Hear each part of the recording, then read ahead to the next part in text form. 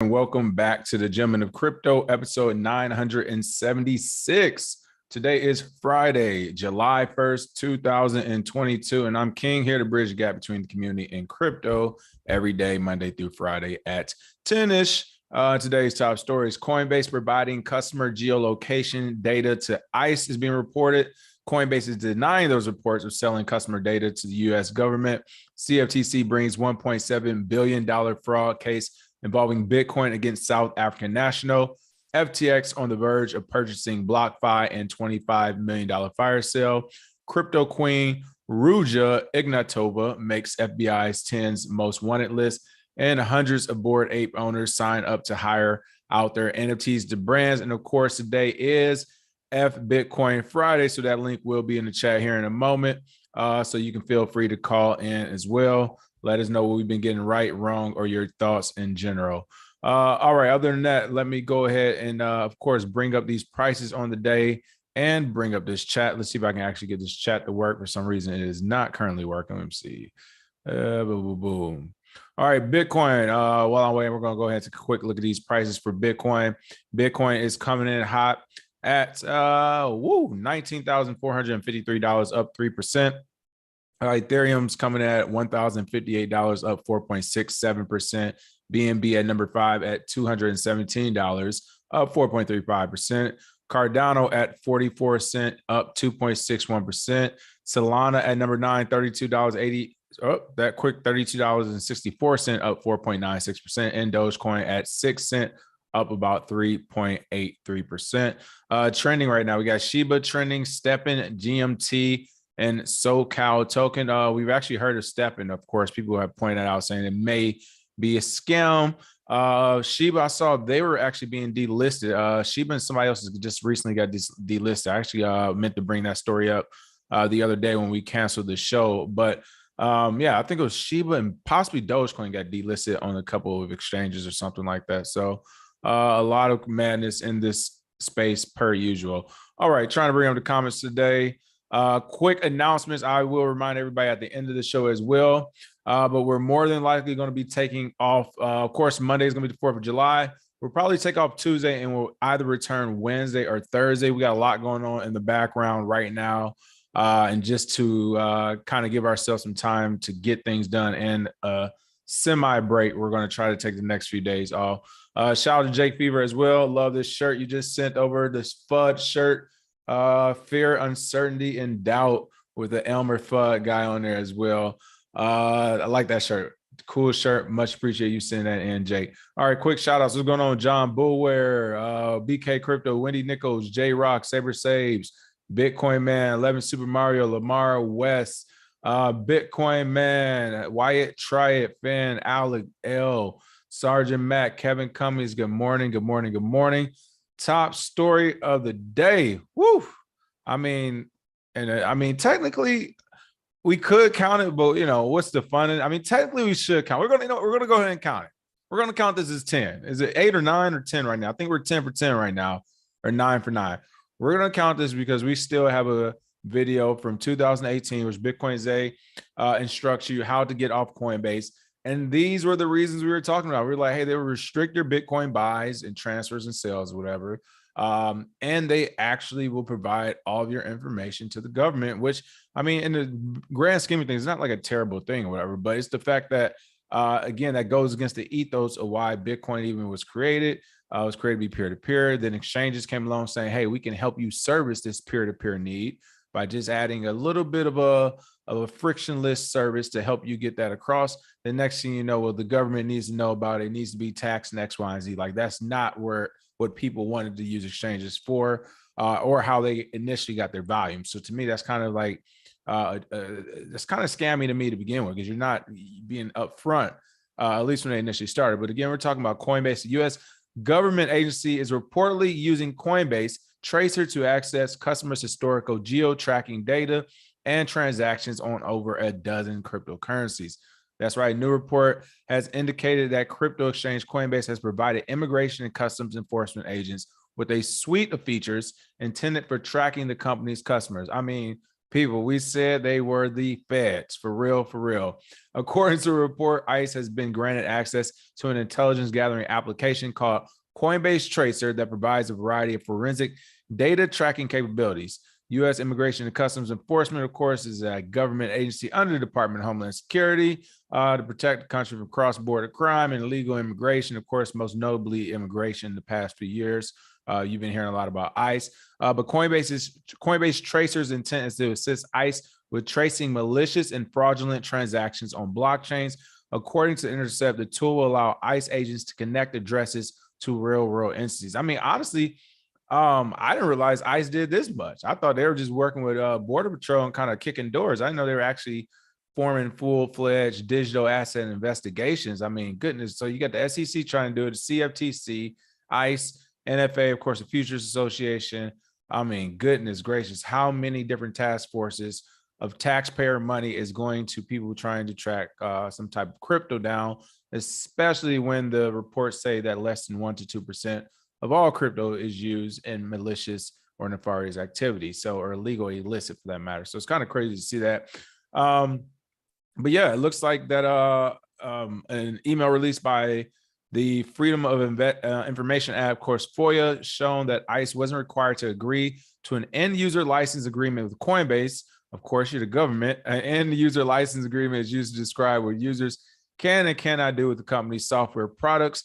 Purportedly, that means ICE is free to use the data tracking tool as it wishes with minimum restrictions. Like, no duh. Like, it's the government. Like, again, Uncle Sam, ain't not about to. No, you're going to give it to us or we're going to take it. And they decided to give it up. But again, this is Cointelegraph reporting here. Reports indicate that some Coinbase users are angry due to poor customer support. And again, it's like I kind of feel for some people, but not really. This is what it is to be expected. And what's crazy about all this, I mean, not only are they working with the government here, but they've also already told you that if anything goes wrong, if they become bankrupt, they will keep all crypto assets on the exchange for themselves. And what's crazy about the story, when I first saw it, I was like, no, I had like this, we told you so moment. And then like the following story, I saw Coinbase denied it. So I was like, okay, I knew it wasn't that bad. Like Coinbase isn't actually working with the government. So when I clicked on the next article about Coinbase denying reports of selling customer data to the US government, it turns out that they actually are working with the US government. Again, this article says Coinbase clarified that the crypto exchange was not selling its users' data and highlighted that it only provides information for investigations of financial crimes. So again, my background, I did PR for the military. Essentially, this is semantics. And this is why I hate when people try to like, yes, words matter and every word counts. But this is also semantics when it's like, we're not selling customer data to the US government. We're selling them the ability to see customer data, and what they do with their eyes is what they like. You get what I'm saying? Like, it's semantics, people. Or they say we're only providing information for investigations of financial crimes. Okay, do you provide that information for free or for a fee? You more than likely provide it for a fee, and in that fee, of course, is probably not going to say explicitly you are giving us access to customer data. It could say something like you said with that Coinbase Tracer or whatever it's called. You have this suite of products, and under that suite has customer data in it. But to cover that, you would just say, well, they're paying for Coinbase Tracer. They're not paying for customer data. Is customer data included in Coinbase Tracer? Maybe, maybe not, but that's not what they're paying for. They're paying for the entire program. They just only use one tab on the whole application. But again, a crypto exchange platform, Coinbase, deny reports alleging that the company is selling its customer information to the U.S. Immigration and Customs Enforcement, ICE. But on Thursday, news that Coinbase has been providing geolocation data to ICE circulate online. Twitter users went online as well. It was like, hey, what's going on? This is an invasion of privacy. It's pretty funny here. This Twitter user says they will be owing me $10 million for that one. Not necessarily. It kind of depends on when that contract was established. If it was established after they went public, there might be something there. If it was established before they went public, which I think it was, then no, there's nothing there. But again, Coinbase clarified that the firm does not sell proprietary customer data. The exchange highlighted that its foremost priority is giving a safe and secure experience to the users of the platform. This is when you know it's all BS, people. Why would okay, Coinbase is a fintech platform, financial technology platform for one, right? So morality doesn't really come into play there. When so well, we're trying to make sure you guys are safe. Like, safe from what? You're clicking on numbers. There's nothing like what can happen to you, like literally on Coinbase's website. What can be unsafe? I'm not sure outside of you actually not giving user support and their money when they want it. That's something you all do that. But outside of that, I'm not sure what needs to be safe. The security part, okay. And then also Coinbase already came out before and was like, hey, we're not tackling any social justice issues here. We're not doing any of that kind of stuff. Like, their goal isn't to take care of the end user and your feelings and X, Y, and Z. So for them to come out with that explanation, to me, was kind of telling to begin with. Additionally, the crypto platform explained that it's Coinbase tracer tools. And this one I knew it was real. When Coinbase actually explained what their tracer tools were, I was like, no, I actually didn't believe the article at first. But you have a program named Tracer Tools? Coinbase, come on, people. And this is the thing, like, if it was back in the day, we could have conspiracy theory after conspiracy theory. It's not back in the day. Coinbase is a company that's less than 13 years old. Every word and phrase is being used to describe new programs and protocols and stuff. Like, people are being intentional with it. That's why we have these new ghost protocols or this or that, or these Razor this. And like, everyone wants these cool names to go along with things, but they also want intentional names. So don't tell me Coinbase, who we've accused of being the feds for now since 2018, have had videos to get off their platform for these very reasons. All of a sudden in 2022 is like, well, yeah, we do got this tracer tools program, but it doesn't do what it sounds like. Really? Okay. Tracer tools, Coinbase tracer tools are created to comply with government requirements. Coinbase noted that this is used to investigate finance-related crimes such as terrorist financing and money laundering. According to the exchange, the information they provide to the government comes only from public sources and not from Coinbase user data. Back in 2021, Coinbase inked a deal with ICE for developing software for the government agency. The agreement compelled the exchange to provide application development software as a service to the ICE in exchange for 1.36 million. It's not even that much money. And that's how you know is like the threat of government interference in other areas will make a private company take that deal, because 1.3, they make more than 1.36 million in a day of trading fees, transaction fees. So they have no reason to provide this service to the government outside of getting into bid with the government, which is nothing wrong with that. But as long as they're being open up front with it, but at least everybody knows about it. And then again, the last couple of weeks, Moody's has downgraded Coinbase's corporate family rating. And then also Goldman Sachs came out and said, this is essentially a sell right now. And it's crazy, people. I know a lot of people who bought that Coinbase stock, and I was just like, come on. Like, you know, I don't know who you listen to every day, but we screamed that thing was overvalued for the longest amount of time. And they really should have sold it even earlier. But I mean, for the early investors, it definitely worked out for them. Let me go ahead and check out the comments, see what you all are saying over here. Yes, make sure you smack those likes. Hey, that's another thing. I've been noticing these likes are a slipping. Stop a lurking and stop and start a liking. Make sure you smash those likes. Appreciate that, fan. What's going on? 5252 crypto.com. Long time no see. What's going on? Cryptonomics said Coinbase stock could go to zero. Very much on track right now, LOL. So I haven't even checked the price. Let me check the price. I don't think it'll go to zero because, again, Coinbase as a let's see, Coinbase as a company. Let me see, Coinbase stock price. There we go. Coinbase as a company, and we'll be talking about this here in a moment also today. But again, proof of concept is undervalued in this market. And I won't say it's undervalued. I'll take that back. It's undervalued from the retail market to the market. And what I mean is, like, the average Joe, the average layman, laywoman, whatever, they aren't thinking about with some of these projects, again, like kind of like the whole Terra thing, where I'm like, all right, even if the algorithm sucks, it's not real, this thing is scammy, the fact that they have so many community members that have already put up capital makes it worth something to someone. So Coinbase is in the same boat, right? They were way overvalued. That doesn't mean that they don't have any value. It's just that the value that was placed on them was just way too high.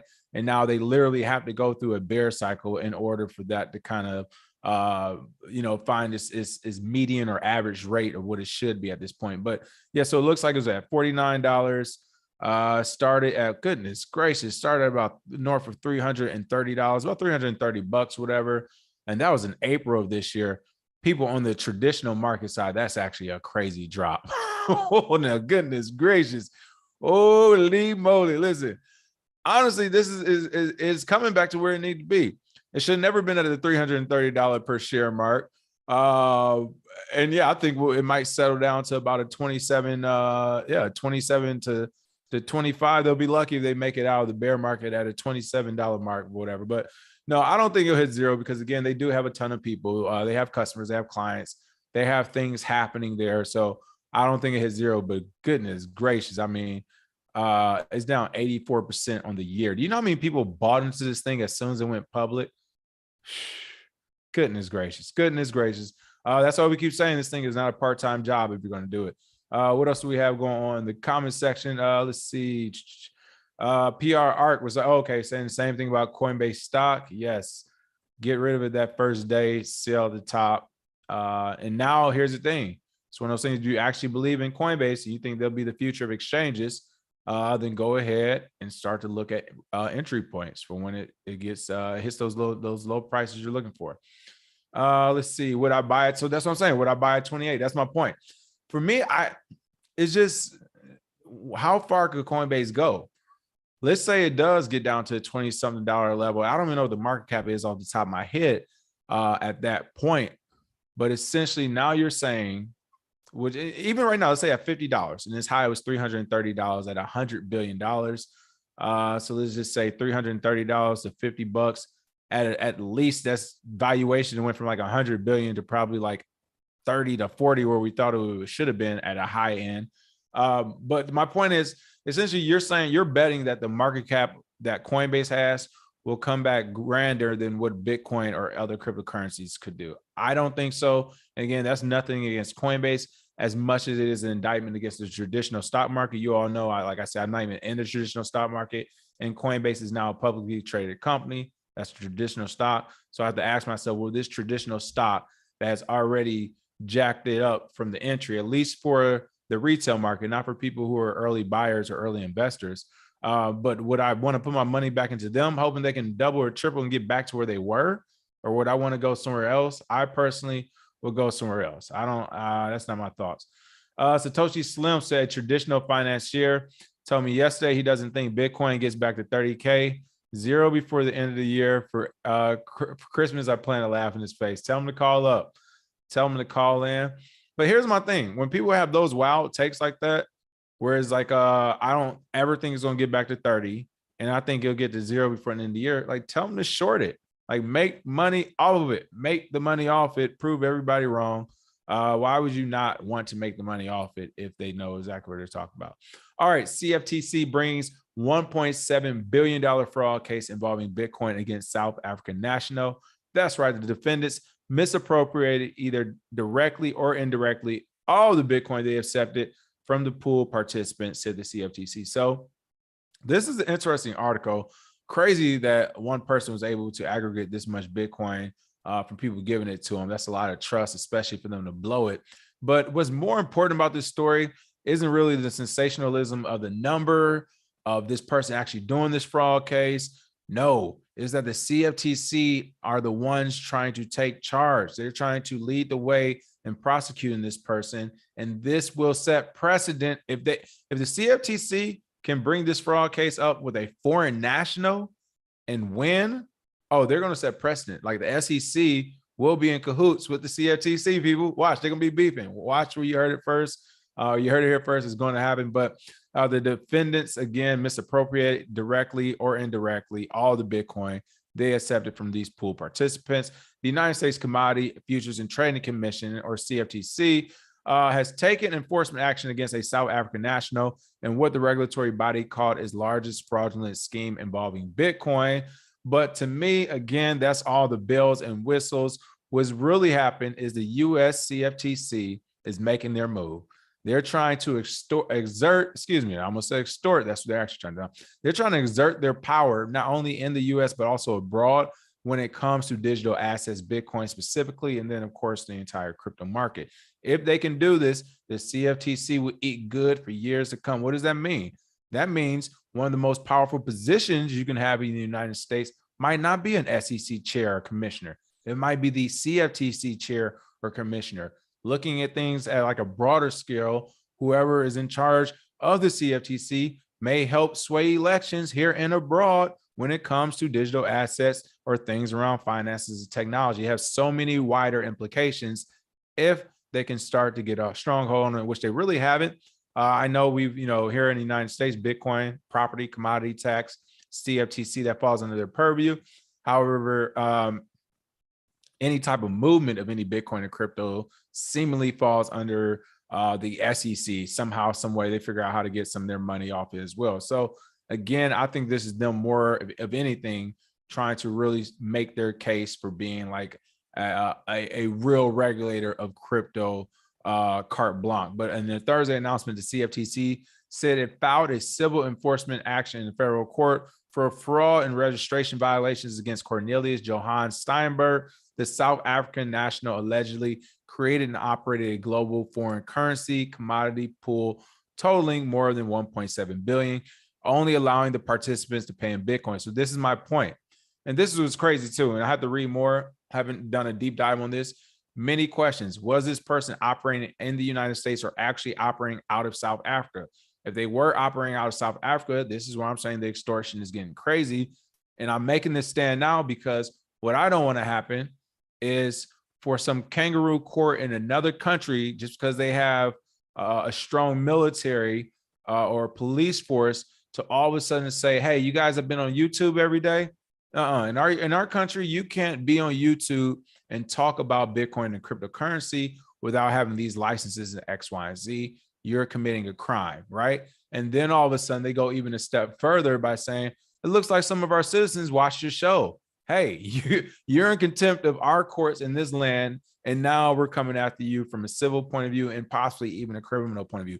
That is literally what it looks like we're doing at this point. Again, I'm going to check more details to kind of figure out the storyline, but regardless, South African national operated what they consider a global foreign currency commodity pool, but they're saying Bitcoin is that commodity. Now, again, that's the United States saying that, but what if he has a citizen in El Salvador? They're like, well, here's not a commodity. They're saying this is legal tender. Who's right? America, El Salvador, who gets to decide who's right, right? So many questions start to kind of unfold. And this we're going to see like the national side and the geopolitics happen as Bitcoin hits the mainstream even further as the years come.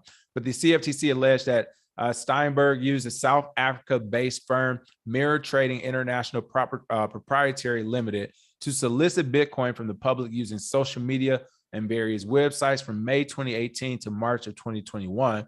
The regulatory body claimed that he accepted at least 29,421 Bitcoin, valued at more than 1.7 billion at the time, but roughly $564 million now, including from individuals in the United States. And that's where, of course, the CFTC says, oh, now we can enter into this space. Excuse me, the defendants misappropriated either directly or indirectly all the Bitcoin they accepted from the pool participants, said the CFTC. The CFTC seeks full restitution to defrauded investors, disgorgement of ill-gotten gains, civil monetary penalties, permanent registration and trading bans, and a permanent injunction against future violations of the Commodity Exchange Act and CFTC regulations. All right, so a few things here. This is what really happened. And you know what? I'm not mad at the CFTC for trying to flex the muscles and take this case. It's smart for them to take the case. And like I said, to try to kind of set the precedent that, hey, Bitcoin's commodity is going to fall under our purview. From there, you can get future funding, task forces. I'm not mad at CFTC. Reading this, I kind of see what really happened. This is what happened, folks. A bunch of people gave some dude in South Africa all of their Bitcoin thinking they can flip it. He didn't flip it. The Bitcoin disappeared. They're angry and upset. They called the government to come get some help. Now the government's coming in the form of CFTC, like, hey, you had a bunch of US citizens. And the way the government looks at it is like, hey, we didn't have no money, right?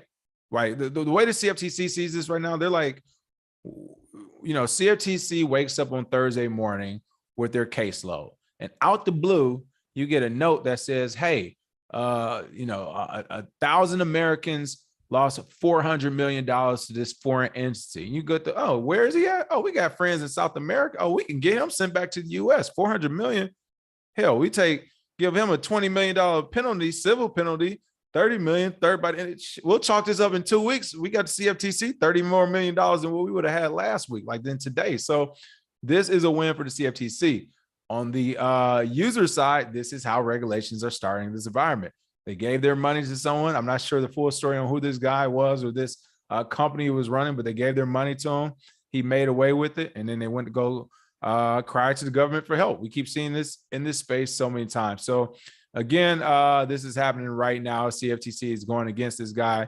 Remains to be seen what happens. But again, I think this is going to set real precedent, because if these charges stick and he has to pay a fine or anything, that is literally about to give our country far reach when it comes to Bitcoin and crypto throughout the planet.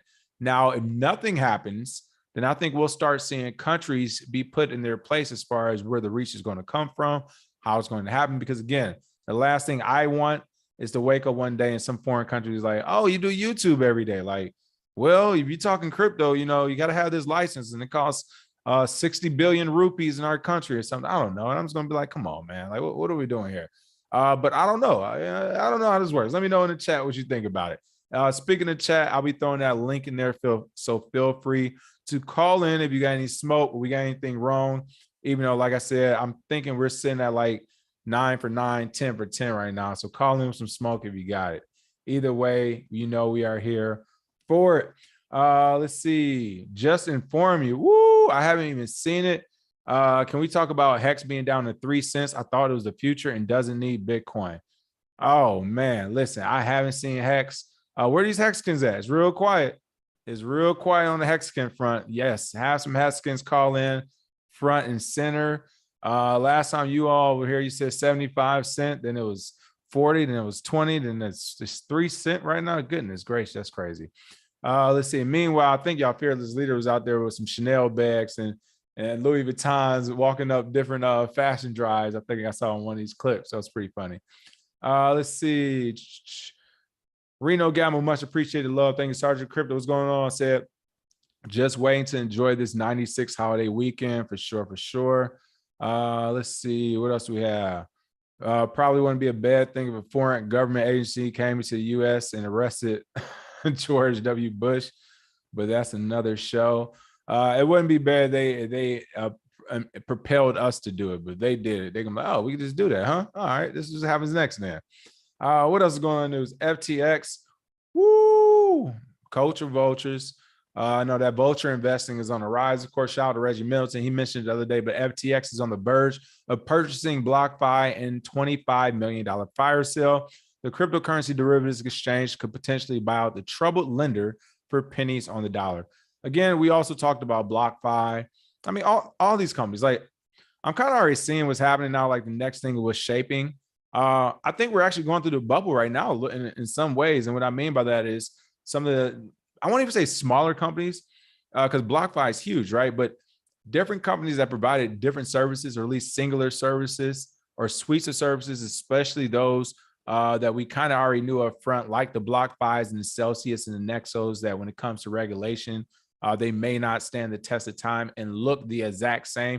Because put it like this, people, as bad as banks are and as money hungry as they actually are, they do know good business. Like they know how to do business, right? So I'm sure, even though with the savings account rate is like a 1% or less, and it used to be 3%, like, do they have wiggle room? Yes.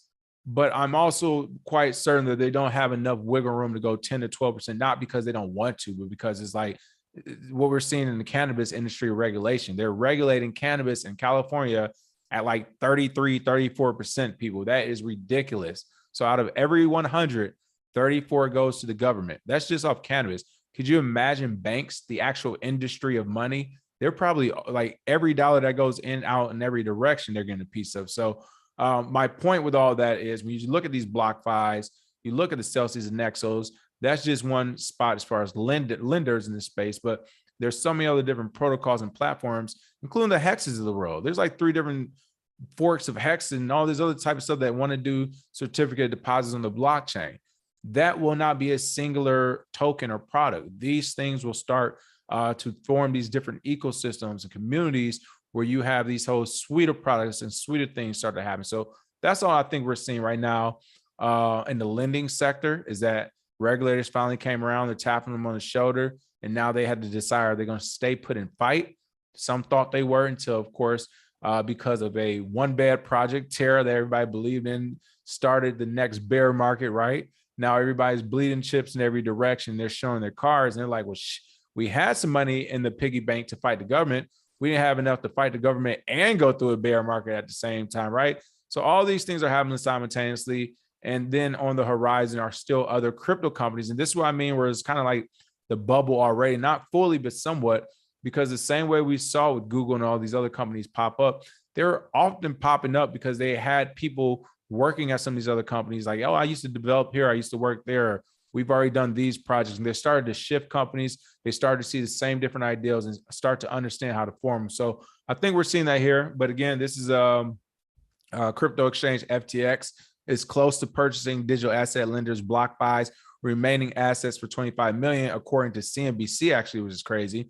According to sources close to the matter, BlockFi's equity investors were wiped out, again, as we just mentioned about the market conditions, and now are writing their positions off at a loss. In addition, the FTX deal could take multiple months to close, opening up the possibility that the price tag could shift over that period. In June of 2021, BlockFi had a reported valuation of $5 billion.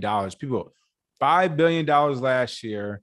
I'm not sure how much they put up already, but they're saying the remaining assets are 25 million. I hope that's not 5 billion from 25 million. That's crazy. But I mean, you got too much dip on the chip, as Bitcoin say would say. A couple of things I will mention about this. Free game right here for FTX.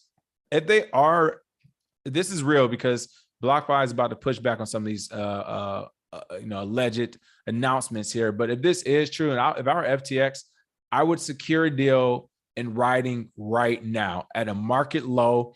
I would overpay. If it's 25 million, like, come on, don't do them like that. Give them 100 mil or something. Like, don't do them like that. All right. Give them a quick 75 to 100. That way they don't feel as dirty about selling it at rock bottom. Right.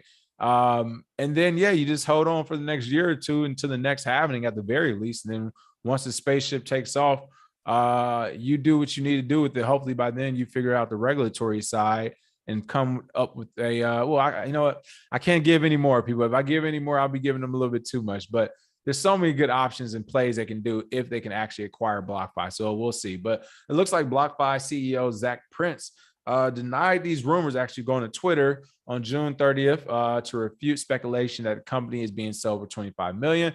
Lots of market rumors out there. I can 100% confirm we aren't being sold for $25 million. I encourage everyone to trust only details you hear directly from BlockFi. We will share more with you as soon as we can. This is what I mean by semantics, and it just grinds my gears. This is where I mean, again, I can 100% guarantee you we aren't being sold for $25 million. Like, but you're essentially saying you are being sold, though. You know what I mean? Like, was it 25.2? Is it 26 million? Or is it 150? Like, A and then B, why so secretive? Like, you might as well not came out and say anything. But this is one of those things where it's probably some damage control, because everybody's seeing what's going on with Celsius. I'm sure BlockFi, they're feeling it right now. If I was on BlockFi right now looking at Celsius, I'll be withdrawing the majority of my positions right now. It's like, you know what?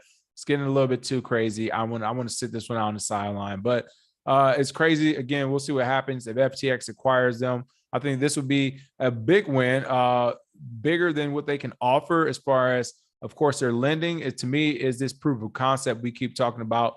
Earlier this year, BlockFi had over 1 million clients, over $10 billion in assets and deposits, and had distributed more than $700 million in crypto rewards and interest. So again, that is the number, that over $1 million in clients, or excuse me, that over 1 million clients.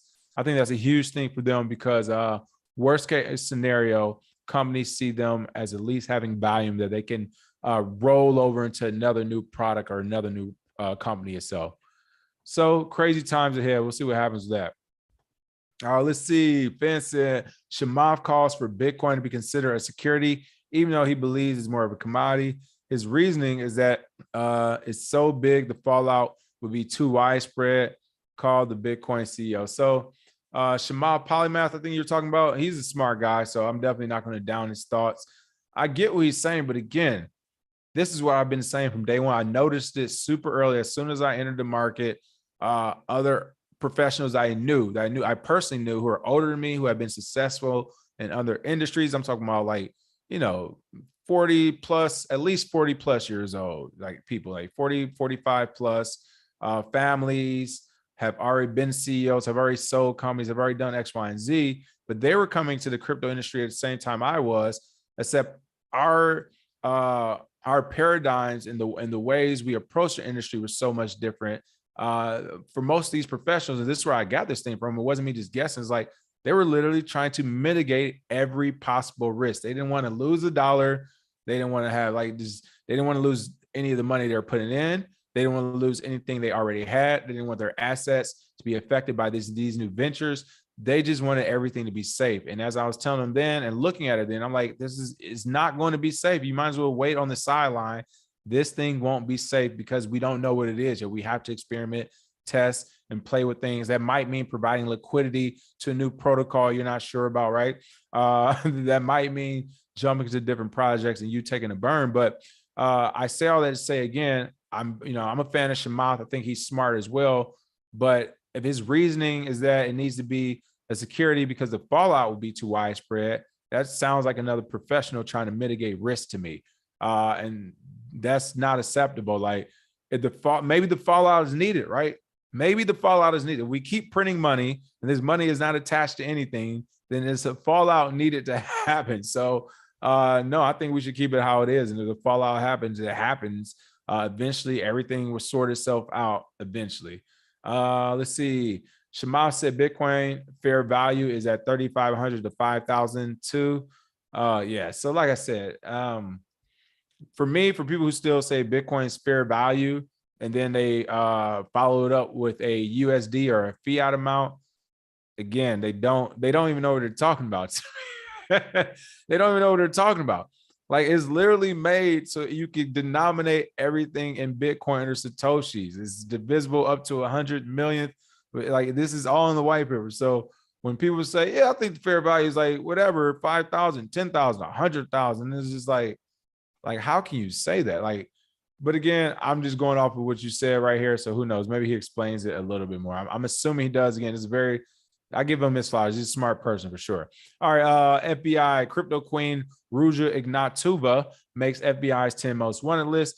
Only reason I wanted to put this in here because I thought this is kind of crazy to go along with this entire industry. This is like a movie, an ongoing movie and storyline. But the Bulgarian German businesswoman was last spotted in Athens in 2017 and is now worth up to $100,000 to provide U.S. law enforcement with information about her. That's right.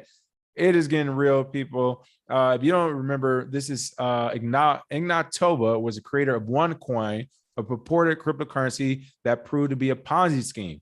According to law enforcement, her OneCoin Ltd has defrauded more than 3 million investors of more than $4 billion since 2014. Her company has also been accused of bribing the presidents of Serbia and Bulgaria, among other things. So this is my point, people. Like, it's real out here in the crypto world. Like, this is out of a movie. I just saw the new James Bond the other day, the one that already came out. It was new to me, but this looks like something that's out of a movie. Ignatova, creator of a OneCoin Ponzi scheme, tricked 3 million people out of $4 billion.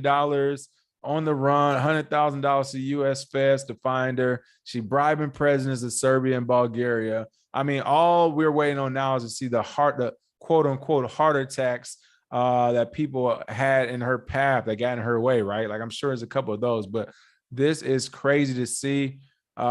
She was last seen in Athens in 2017. And again, she's now on the FBI's top 10 most wanted list. There's going to be a press conference today to announce the addition of Ruja Ignatova, aka the Crypto Queen, to the FBI's 10 most wanted fugitive list. for allegedly defrauding investors of more than $4 billion through the OneCoin cryptocurrency company. I just thought that was a crazy headline to see. Cryptoqueen, FBI's top 10 most wanted fugitives. Like, you literally couldn't make this up, people. It's happening right in front of us. So if you're ever bored in this space, just look up some stories like this. I mean, we have a lot of them. Alexander Finnick, Ross Ulbricht, of course, shout out to Ross, Free Ross campaign. There's a ton of people. Spagani, I saw him in Ricardo Spagani, I can never say his name. One of the Monero developers. Of course, he's being moved or transferred to something today, like nonstop. This is a part of the narrative. And I just want to remind you all, like, of course, hers was a Ponzi scheme, so a little bit different. But for other people, like literally people are going in and out of prison or getting under the watchful eye of the government over numbers, over zeros and ones, fake internet money over the internet. Like, nobody has actually done any physical crimes. This is all internet stuff that's causing people this type of stuff, this trouble. So it's crazy to see. It's just crazy. And again, I mentioned that because a few of them, of course, are thought to be innocent for sure. But for the Ponzi schemes, excuse me, good luck. Let's see. Too much for you. Okay, says shouldn't Duquan be on? Hey, Duquan might make that on the list, but I think the reason why Duquan is not on the list is because, again, I think he got some of these regulators and politicians' money. Oh, they're not putting you on the FBI's most wanted list. No, they giving that list to the SEAL Team 6. Yeah, we need you to holler at somebody. hey, shit, you get those regulators and politicians, they giving that list to the military. They don't give that list to the FBI. That's the FBI is for us. That's for retail investors. Maybe even some. I won't even say retail. Actually, that's a lot. Accredited. They got some good accredited investors. You know, either I work on Wall Street, my dad works there, my mom's over here. They got some of that group right there. But yeah, I think Duquan, yeah, they got the military operations going his way. He got the wrong pot of money. Let's see. What else we have? Local TX said her and Trayvon James are knocking boots. Hilarious. Ali Pio said the modern Wild West. It actually is the modern West. It's crazy. Seba Brown, she claimed OneCoin would replace Bitcoin in 2 years back in 2017. And people believe her. Could you believe that? People believe her. Let's see. Doctor number. I'm not sure which doctor number that is. Just call me L. Said I'm ready to put on my bounty hunter hat and catch a flight. Listen, that might be something we see where it's just like it might not even be through the government. I can see DAOs saying, yeah, we got hacked. This happened. Like, we got a list of names and people, and we need an international bounty team to go after them. And like you said, L, if the money's like, hey, 150, 200K, whatever, 300K, shit. We're gonna be in Puerto Rico this weekend. Let's take that flight out there, see what's going on. What else do we have? Bitcoin fair value in 2025 will equal one single family home, says Chris Minka. Very possible. I'm not against that. PFC Will says Chamath is very smart, but his mentality is still traditional finance, right? And that's what it's like. I'm not mad at him. His mentality, I would say, is what influences it to be traditional is the amount of money he has, right? It's like he's already super made it. So it's like generational wealth. So it's one of those things where his mindset would lean toward that traditional finance side for sure. All right. Last but not least, and feel free to call in, folks, if you had anything. But last but not least, Bored Ape Yacht Club. I won't go into too much detail. Just let you know, 2 shows today have been canceled. Let's see. Polka Dot Party will be canceled today with Mike. And then Critically Crypto will be rescheduled for Sunday, I believe, 5 p.m. But just be on the lookout for that. So I'm sure they're going into more detail about this. But I had to mention this. Hundreds of Bored Ape owners sign up to hire out their NFTs to brands. That's right. A brand can hire on an ape, and we will bring the deal to the ape's owner if both parties agree that the deal moves forward, says Mouse Belt co-founder Patrick McLean. Hundreds of Bored Ape owners have signed up to a new NFT licensing marketplace that enables holders to rent out their apes IP to brands. Now, I won't go into details about the Bored Apes. Like I said, I kind of let them handle that. I think the idea is even bigger. For you to rent out your NFTs to different brands. This is where I actually say, okay, and this is where it's morphing. This is why I get upset when I'm like, I see the regulation and stuff happening, or people trying to say what something is, or forcing something on it. It's like, this is, I can see this market moving forward when you're starting to talk about things like this. Like, if you do have these unique NFTs, of course, that has the right digital backing them to them also, no matter what marketplace they come from, you can actually hire them out to different brands. And brands can use them. Let's say if a brand uses your NFT in the commercial, you can do different types of contracts where either the brand will just get everything at that time, and then after a year or two, whenever the NFTs return back to you, or at least the rights to it, or even when they use them in the commercial, you get a piece of the pie immediately. So either way, there's so many different ways to work with it, but I think this could actually work out and be pretty cool to see NFTs essentially get rented out or signed out to different brands, to different people, and kind of to see how that happens on an actual structured website or protocol or something. So we'll see how that forms. But again, I think that's pretty cool for the NFT market. It gives them another use case. That way it's just not a digital picture or a pixelated picture, as some people say on there, especially when you start talking about the NFTs that are like moving and doing all the extra stuff. It's pretty cool to see that. All right. Other than that, let me look at the last few comments. If you have any call, if anybody wants to call in, feel free to. Cryptonomics, you got to come on live one day, Cryptonomics, because you'd be having some beef. So Cryptonomics, you got to come on live. Please have the camera on. You be having some beefs, and we got to talk about these beefs live one day, for real. All right, let's see. What else we have? Does Blackwater accept Bitcoin? Hilarious. They probably accept Monero. Antonio said, I made a short. Oh, yes. Thank you for saying that as well. Antonio did make a short on it that just came out. Check it out. Also, check us out on TikTok. I believe we're TGOC on TikTok, one of our accounts we can't get back already. Antonio started his shorts on there also. More to come on that, so make sure you be on the lookout. You're on the lookout there. Let's see. PFC Wells said the Cryptoqueen title is a media thing.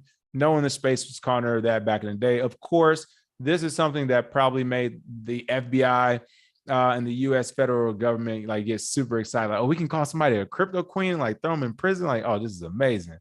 Let's see. Is Guapcoin alive?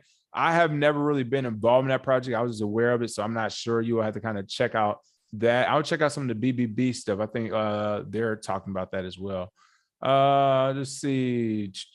If Rajic came on TGOC with that smoke, she might have been pardoned from that list. All right. Other than that, it looks like that's the show for today. Make sure you smash that like and share. Other than that, again, we'll probably be back next Wednesday or Thursday, so be on the lookout for that. In the meantime, we'll still have some of our amazing content creators pushing out new shows, and of course, be on the lookout for new updates as well. Smash that like and share. And yes, Bitcoin Behind the Bar, that will be out today, actually. So shout out to Jake Fever. He did make this shirt, Fear, Uncertainty, Doubt, and you will be checking them out at Bitcoin Behind the Bar as well.